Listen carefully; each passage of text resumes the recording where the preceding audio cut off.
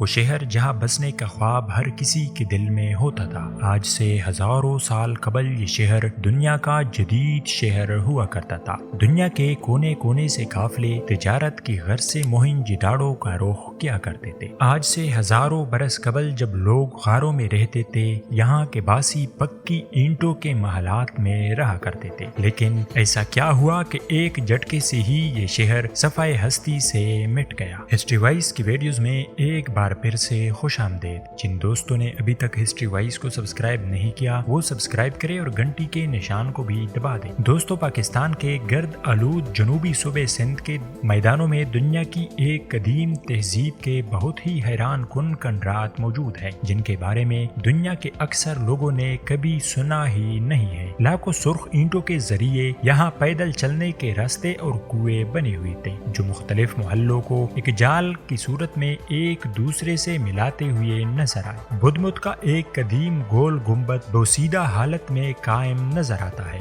جس کے نیچے وسیع سیڑھیوں پر مشتمل حمام والا تالاب بنا ہوا ہے۔ قدیم شہر کا نام موہنجوداڑو تھا۔ آج اس شہر کے محض کنڈرات باقی رہ گئے ہیں۔ 4500 سال پہلے یہ نہ صرف دنیا کے قدیم ترین شہروں میں سے ایک تھا، بلکہ ایک ترقی پذیر خطہ تھا، جس میں اپنے دور کے لحاظ سے انتہائی جدید انفراسٹرکچر موجود تھا۔ موہنجوداڑو، جس کا سندھی زبان میں مطلب مردوں کا ٹھیلا ہے، ایک زمانے میں پلنے پھولنے والی وادی سندھ کی تہذیب، جسے ہڑپا کی تہذیب بھی کہا جاتا ہے، کا سب سے بڑا شہر تھا، جس نے کانسی کے دور میں شمال مشرقی افغانستان سے شمال مغربی ہندوستان تک اپنا عروج دیکھا۔ خیال کیا جاتا ہے کہ موہنجوداڑو میں کم از کم 40,000 لوگ آباد تھے۔ اس شہر نے 2500 قبل مسیح سے 1700 قبل مسیح تک ترقی کی۔ یہ ایک شہری مرکز تھا جس کے سماجی، ثقافتی، اقتصادی اور مذہبی روابط میسوپوٹیمیا اور مصر کے ساتھ تھے۔ لیکن قدیم مصر اور میسوپوٹیمیا کے شہروں کے مقابلے میں جنہوں نے ایک ہی وقت میں ترقی کی تھی، موہنجوداڑو کا نام پاکستان سے باہر بہت کم لوگوں نے سنا ہے۔ یہ 1700 سال قبل مسیح میں ختم ہو گیا تھا اور آج تک کسی کو قطعی طور پر یقین نہیں ہے کہ اس شہر کے باشندے یہاں سے کیوں نقل مکانی کر گئے یا وہ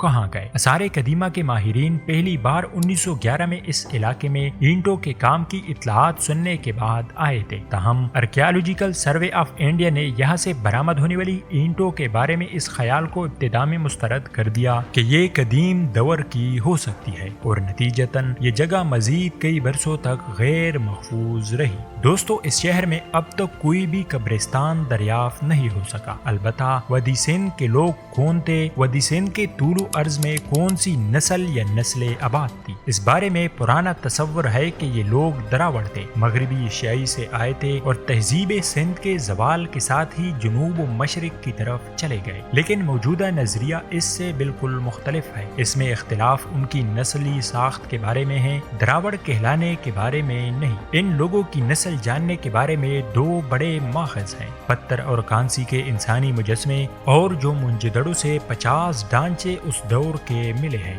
دوستو، موہنجوداڑو میں باقاعدہ قبریں تو نہیں ملی، 5 جگہوں پر لاشیں یکجا ملی ہے، اور لگتا ہے کہ یہ سب لوگ قتل ہوئے ہیں اور لاشیں اپنی جگہ پڑی پڑی مرود ایام سے دفن ہو گئی۔ سرمار ٹیمر ویلر کا کہنا ہے کہ اس بات میں کوئی شک نہیں ہے، باقاعدہ قبرستان شہر کے مضافات میں کہیں ہوگا جسے اب تک کودا نہیں گیا، لیکن جو ڈھانچے اب تک ملے ہیں وہ آخری قتل عام کے مقتولین لگتے ہیں۔ ان میں سے 3 کا کشائی ہے، ان کے قد چھوٹے، سر لمبوترے اور ناک چوڑی تھی، ان کا نچلا جبڑا قدرے آگے کو بڑھا ہوا تھا۔ ان کے علاوہ 6 ڈھانچے رومی یا ہند یورپی یا ہجری یا کیپسین نسل کے ہیں۔ ان کے سر لمبوترے مگر زیادہ نہیں، ناک لمبائی میں کم، تنگ اور اونچی تھی۔ ان کے نقوش تیکے اور نفیس تھے۔ ان میں ایک مرد کا قد 5 فٹ 4.5 انچ، ایک عورت کا قد 4 فٹ 6 انچ ہے۔ 4 ڈھانچے غالباً الپائن نسل کے ہیں اور ایک ڈھانچہ الپائن نسل کی منگولیائی شاخ کا تھا۔ یہ واحد مرد یا تو کوئی مسافر تھا یا پردیسی تھا۔